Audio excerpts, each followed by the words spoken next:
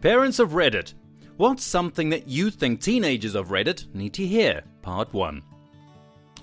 There's nothing wrong with not liking to talk to people as long as you're friendly.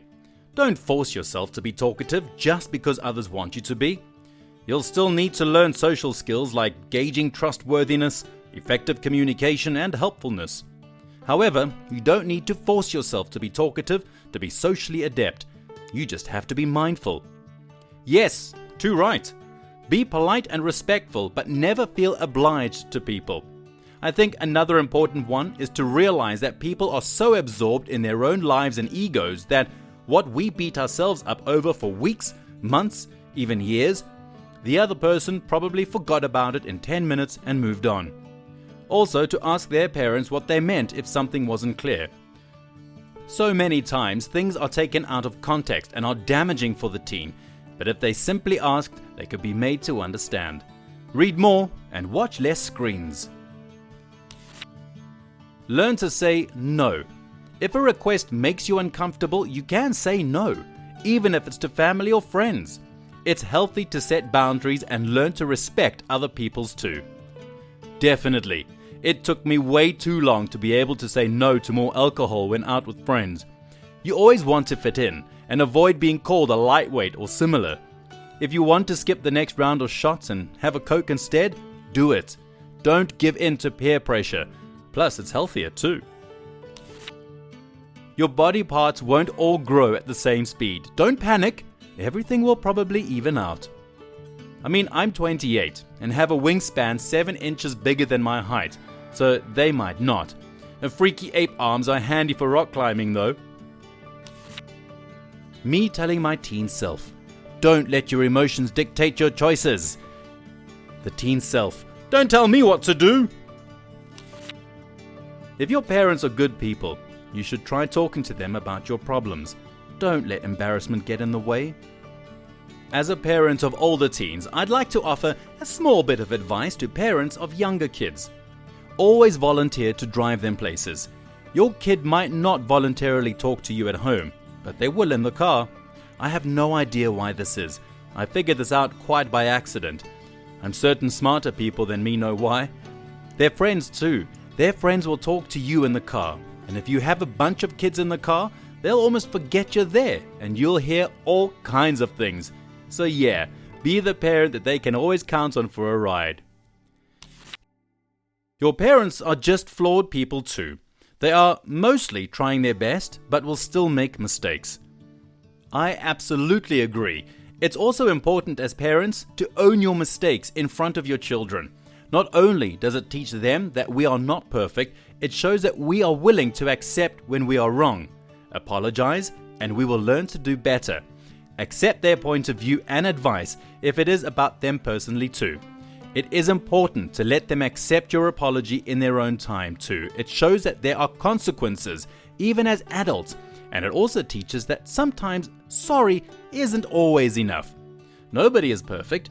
We will all make mistakes along the way. It's how we deal with it that matters. It's okay to take some time to take care of your mental health. Nobody will hate you for it. In fact, it's more than okay. It should be encouraged, and this could easily be implemented in classes at school. Delete your internet profiles every few years. Your boss in 5 years does not want to see your screw-ups from today, and we all post dumb stuff. Google yourself and make sure those accounts are deleted as well. This! Also, as someone who works in IT, there is no such thing as anonymous. Everything you do online can be traced. That we love and care about them. I think we often get caught up in day-to-day life and forget to tell them this. I know my mother loves me, but she never told us, nor did she ever hug us or show physical affection. So sometimes it's still hard to believe that I can be loved. She did her best raising us as a single mother, and her being left by our father because he didn't love her anymore seemed to translate to us a bit. I didn't feel affection growing up. I just remember bitterness and sadness. I know it wasn't easy for her. If I have kids, I'm going to do things differently. To my former teenage self, When they say don't do drugs until your brain is fully developed, there's a reason, and you should listen. That includes alcohol, by the way. If I could tell my 14-year-old self that, that'd be nice. Cliques and high school mentality exist forever. Some people just never grow up.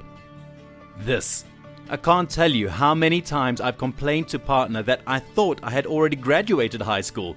Apparently not, because every workplace I've been in seems to function the same way.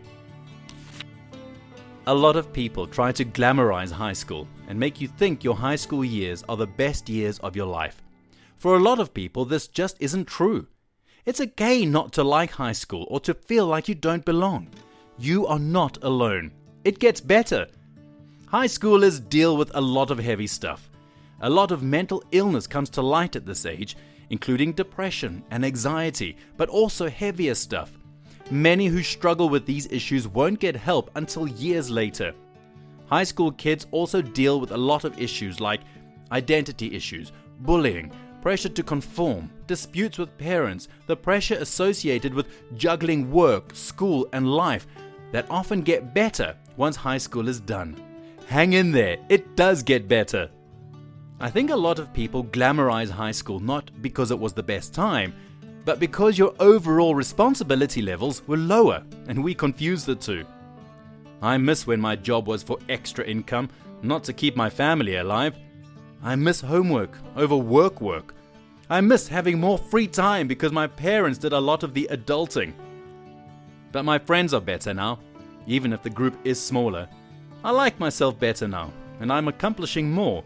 But it comes with less free time and more stress, which is why I think we look in retrospect at high school being awesome. There are a lot of paths to a successful, happy life. Not just the one that involves straight A's and the Ivy League or other top colleges. Ironically, most parents tell teens the exact opposite. Not a parent, but a teacher. Once you're 11 or 12 years old, you need to take daily showers, change your shirt, socks, and underwear, and wear deodorant every day. I'm serious. There's always one or two in every class. Be calm when arguing your point of view. Accept criticism. Shrug off the type of personal attacks and ad hominems that don't contribute to the debate.